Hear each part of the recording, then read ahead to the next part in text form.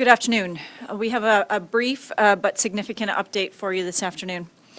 At 11:30 a.m., a deceased male was located on the James Smith Cree Nation.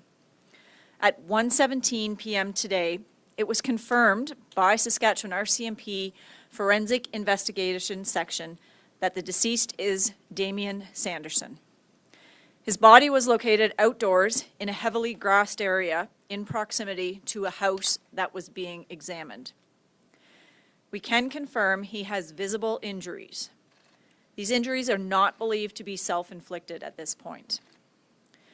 The exact cause of death will be determined in conjunction with the Saskatchewan Coroner's Office, with the date and time for that examination to be determined.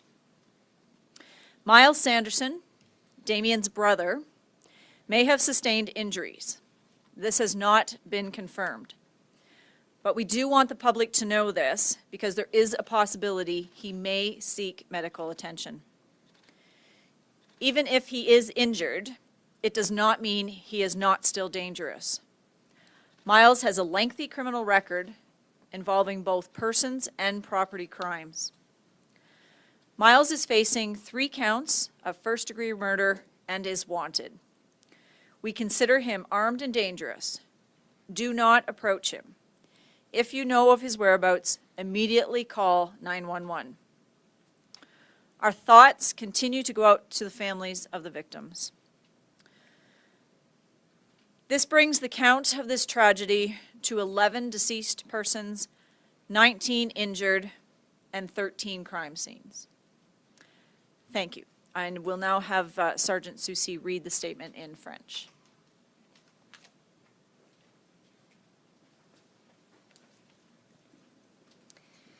Bon après-midi. Après 11h30, un homme décédé a été localisé sur la nation Cree de James Smith. À 13h17, la section des enquêtes judiciaires de la GRC de la Saskatchewan a confirmé que le défunt est l'homme recherché, Damien Sanderson. Son corps a été trouvé à l'extérieur dans une zone fortement gazonnée, à proximité d'une maison faisant l'objet d'une enquête. Nous pouvons confirmer qu'il possède des blessures visibles, qu'il ne semble pas s'être infligé lui-même. La cause exacte du décès sera déterminée en collaboration avec le bureau du coroner de la Saskatchewan à une date et heure qui reste à déterminer.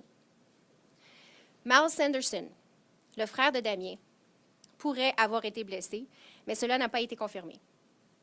Nous voulons que le public le sache, car il est possible qu'il ait besoin de soins médicaux. Même s'il est blessé, cela ne signifie pas qu'il n'est pas dangereux.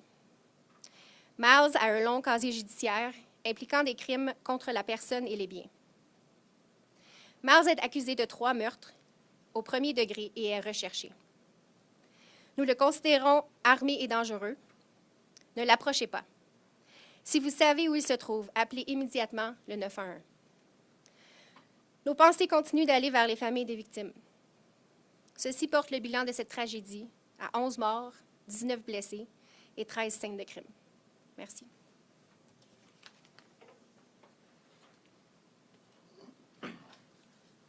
Okay, we'll now take questions if anyone has any questions, and I'd ask that you step up to the microphone to ask those questions. Hi, Bill Graveland from the Canadian Press. Since it doesn't appear that they were in Regina after all, assuming that they were up there all along, how does this impact your searching now? What's the next step? Okay, I'm going to have Chief Bray answer that because some of the information has changed, but not all. We still have some relevant information. Yeah, thanks for the question. I think, the most important thing to say is the information that we received yesterday about that vehicle being in the city with 2 people in the vehicle that matched the description is still relevant and believed to be true information. So I think, we're quite confident in those facts. We've been doing investigations based on that, and investigative work has corroborated some of those points. So as far as the ongoing investigation goes, we are still operating under the impression that Myles is in the city of Regina. It's unknown at this time who the other person in the vehicle was, if that was indeed Myles that was in there.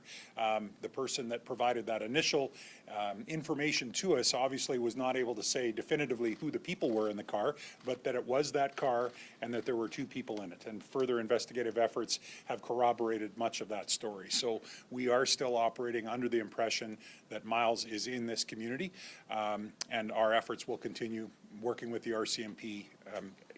As we've said before, that information is now dated, and we haven't had any updates from it. So is it possible that they're no longer in this community? It is possible, but we don't have any information to disprove or point us either way on that. And just to follow up, I'm thinking it's not wrong to assume that you believe that Myles is a suspect in the death of Damien? We haven't confirmed that. We can't say one way or the other. If Myles was involved in the death of Damien, it is an investigative avenue that we are following up on, but we can't say that definitively at this point in time. Alex Salome, Regina Leader Post. I guess the question that I have here relates to the 19 injured. How many are in critical condition? We've seen obviously go from 10 now to 11. Is there an expectation that the fatalities here are going to grow? Can you speak to the state of the 19 injured people? I can't speak to the medical condition of any of the persons who were injured, but we can confirm that there are 19 persons who were injured as a result of these attacks. But you can't say if anybody's in critical condition? At this point in time, no. Okay. A question for Police Chief Bray. Again, the information continues to change. Obviously, the assumption was that both these men were in the city as of yesterday at noon. We're going off of information about the whereabouts of these people that was at one point a day old. I'm going to ask this again. How confident are you that Myles is in Regina right now, and why are you confident that he is? Well, I think the most recent reliable information we have says that he is in Regina or was in Regina. The most recent. That most recent information is a day old. We acknowledge that, but we have nothing that can tell us differently. And so we're going to continue to operate on that. Keep in mind, this is eyewitness information that provided details on seeing the car, confirming the plate. There was follow-up investigation that was done there, but there's a lot of ongoing investigation that's happening by both the RCMP and the Regina Police Service, and we are very confident that Myles was in the city yesterday. Up until 2 hours ago, we assumed that it was both of them, but having said that, we are confident that there were two people in that vehicle, and so at this point, we don't know who else was in the vehicle. Have you found the vehicle? We have not located the vehicle. Hi there, Shane Clausing, 980 CJB News. I just want to know, what's the message to people right now of James Smith Cree Nation? Obviously, one of the suspects was just found dead there. Is there still a pretty large threat to that community? What's policing like, and I guess what is the situation going on right there right now? We have a significant presence of police officers at James Smith Cree Nation. As you can imagine, it takes a significant amount of resources to process 13 crime scenes. So there is a large police presence there that will continue for several days, many days yet. As far as the threat, Myles Sanderson is still at large.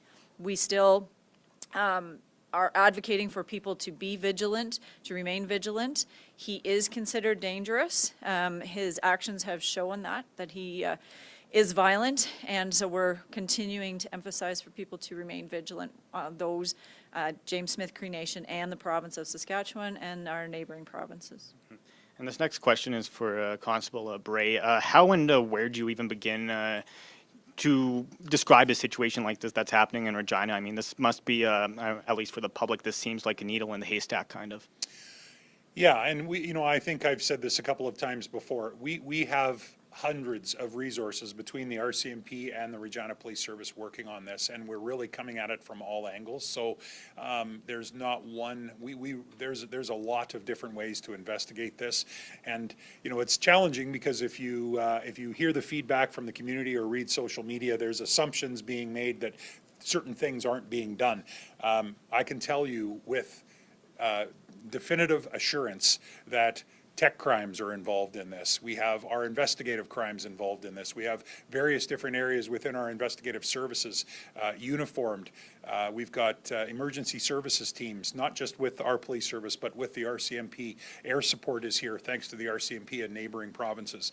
So there's a lot of efforts being put into this, and those efforts are not just within the city of Regina. Those include traffic services out on the highway. Those include working in communities with the RCMP. So from an investigative standpoint, you're right, we don't have any one specific area that we can focus in on and start going down that path to determine whether or not we might actually be able to locate Myles. Having said that, we do investigate every tip that comes in, every piece of information, and we reiterate once again the importance of getting this information in here.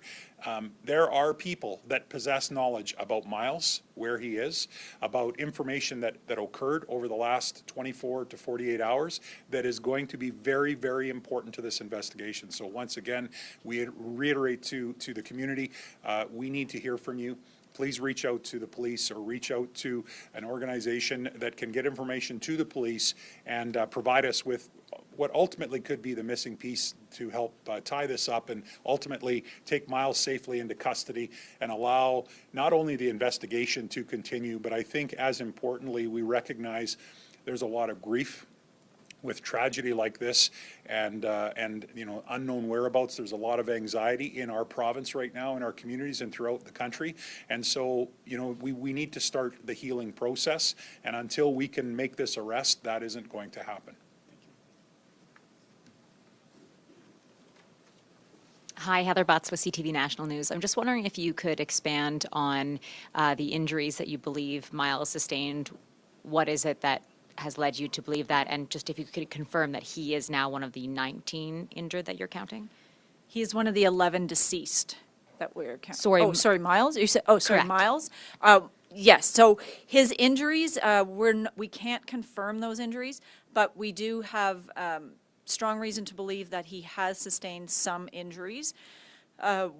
We're not exactly sure what those injuries are. And he's one of the 19 that you're now counting? Yes, yes.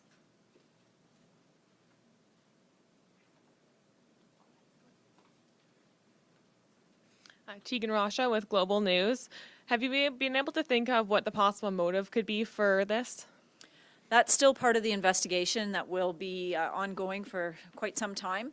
We haven't established a motive at this point in time, but it is definitely part of the investigation. And Myles could obviously be anywhere. Is there concern he could try and flee to the United States? We have made notification to Canadian Border Services Agency, so they are aware of his wanted status, and you know, any identification he would provide would indicate on police record checks that there's a warrant for his arrest.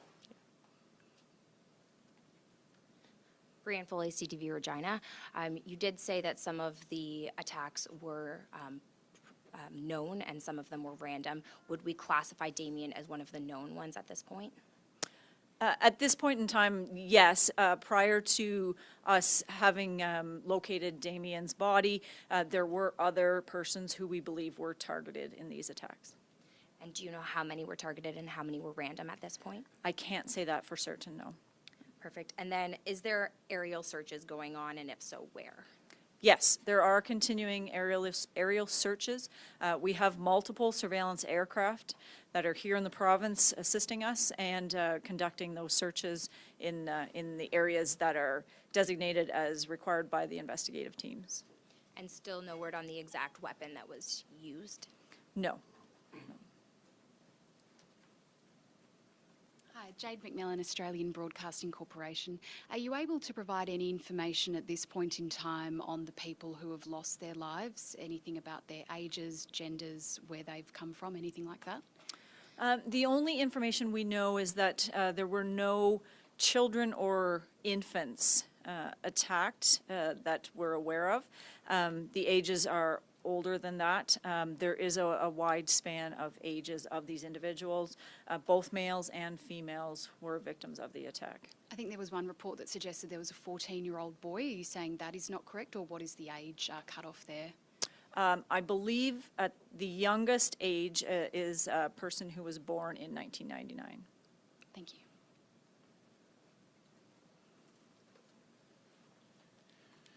John Cairn Sask today. I'm just curious if you have any updated photos of Myles that you'd be able to share with the public. I know that there's been, on social media, there's been photos of Myles that have been shared out there, and just wondering if you're planning to do the same fairly soon. The investigative team is working on that right now to determine if an updated photo would better reflect his current, what he looks like now. Keeping in mind, he may also have injuries as well. Okay, thank you.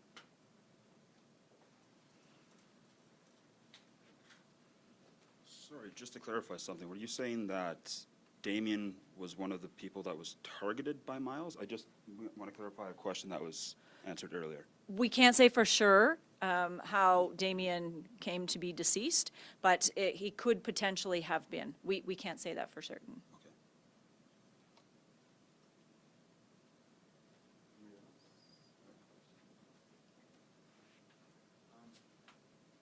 Hi, Gareth Dillistone with CTV Regina. In your experience in decades of policing, I mean, here we're having a news conference on a Monday, a statutory holiday. We have the Regina Police Chief, the Assistant Commissioner for F Division. You're in the building, you're wearing your duty belts. How big of a crisis is this from a law enforcement point of view in your experience? This is a significant event to the province of Saskatchewan. I don't think anyone would dispute that. We have a significant number of deceased individuals, and it is something that has been made our highest priority. From myself and Chief Bray right on through down to our frontline members, we are working extremely hard to apprehend Myles and as well to process the crime scenes and make sure that the families have the information that they are seeking and need. So there are certainly a lot of different avenues to this situation. Thank you, ma'am. Were they brothers or cousins? Is there any relationship that you can disclose at this point? We have been able to confirm that Damien Sanderson and Myles Sanderson are brothers. Understood. The other thing, yesterday during the press conference, you weren't able to share details about their criminal record, if the pictures shared were mugshots. Myles has been unlawfully at large since May 27th. I guess, why wasn't that communicated earlier to the public, and why wasn't that communicated specifically yesterday during media availability when we were all here? Right, so we're gathering more information. We have been able to confirm Myles' criminal record. He does have an extensive and lengthy criminal record. The information yesterday that was important for us to get out was the fact that he was a dangerous and violent offender. Having committed first-degree murder is indicative of that, obviously. So that was the priority for our information, to get that information out to the public. But he was known to police? Definitely known to police, yes.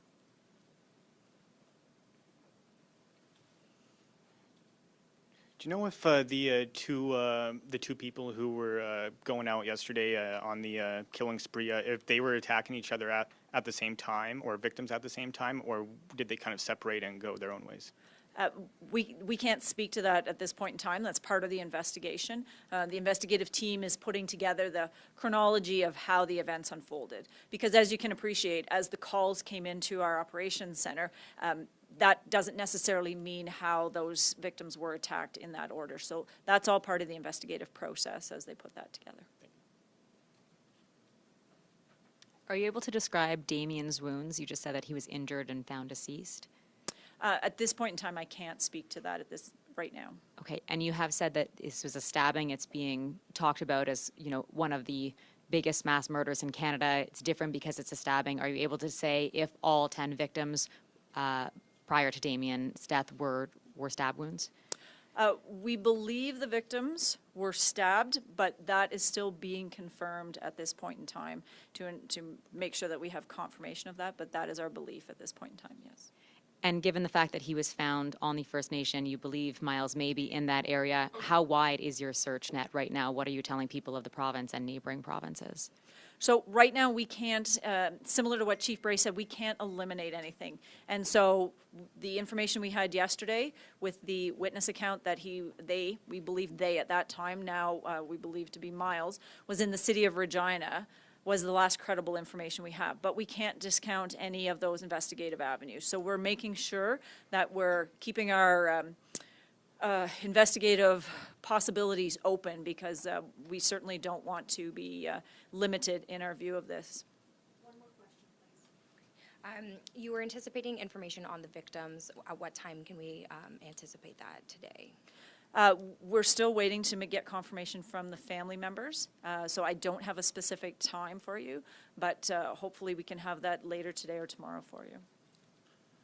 I guess, Chief Bray, as people are getting ready to send their kids to school tomorrow, as people are getting ready to go back to work tomorrow, what message you have for people in Regina as this manhunt continues and as we have very little information about where this guy might be outside of knowing that he is violent and has frequently killed in the recent dates? So I'll start by saying we have a large number of resources on this, and we will continue to have those resources working on this until we either locate and safely arrest Myles or prove that he is no longer in this community. And that's something that we're working on constantly with the RCMP. You know, obviously yesterday we had a very large event in the city with the Rider game. Thousands of people in the city, and so we took steps to ensure that we had extra resources to enhance safety. I think a big part of it is communication and continuing to communicate with the public, and we will continue to do that as well. Any new developments that come, any changes that may happen over the next few hours between now and tomorrow. At the end of the day, as we've been talking about, and you brought up earlier, this is the most recent credible information we have, but it's also quite stale. And so we can't say for certain that he is still in the community, but we're operating as if he is. And so we will continue to exercise safety and diligence. We encourage people to be aware and report anything that seems suspicious or out of the ordinary. Again, you know, people understand, people know their surroundings better than anyone. And so oftentimes it's not as simple as the police coming in and doing searches in neighborhoods or in areas, but if people see something that's disturbed, we had a call the other night, a person called us to say, you know, I haven't used my garage in a long time, but I noticed that some stuff has been moved and I think someone's opened the door in the garage. That's a very pertinent piece of information. Turned out to be not related to this incident, but anything like that that people notice, they should report. We will investigate, and I think that's what's going to be successful in resolving this. But for a nervous parent putting their kid on a bus tomorrow, how concerned should we be? Well, I mean, I think at this point we have no information to lead us to believe that there is an imminent threat right now to anyone or any one person in this city, but we recognize we have not arrested this individual.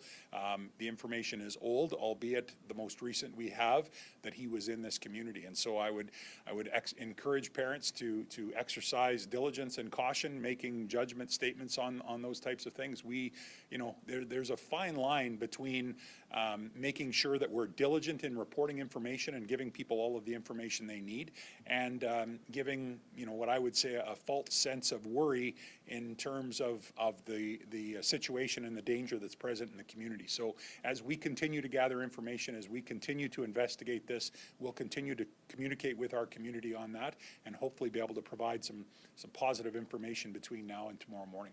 Can you give any detail on Myles's lengthy record, like what he's been convicted of? Myles' record dates back quite a number of years, and it includes both property and persons crimes. So persons crimes are those committed against other individuals. Obviously, property crimes involved theft or damage to property. So some violence? Yes. In the persons crimes? Yes. I don't believe there's anything on his record for a previous homicide. That is what he is currently wanted for, is for first-degree murder, though. Can you speak to the fact that he has been missing since May, has not been found? There's reports that he may have taken an ankle bracelet off. Is that alarming? I can't speak to any of the measures, such as the ankle bracelet. There were warrants for his arrest, but I can tell you there are many individuals in this province who have warrants for arrest. So, you know, we do have a specialized team. We have the warrant enforcement suppression team. That is their focus. That was as a result of resources provided to the RCMP by the province of Saskatchewan last fall. So that team is up and running as of the last few months, and that is their focus. But given the number of people on warrant status in the province, you know, they have to risk manage files as they come into their acknowledgement, yeah. If there's an update tonight, how can we expect it? It will depend on what the update is. If it's related to the emergency alert, any updates to that, it will go out through the emergency alerting system. Any media releases will go out to the normal distributions. Okay, that's it. Thank you very much, everyone. Thank you.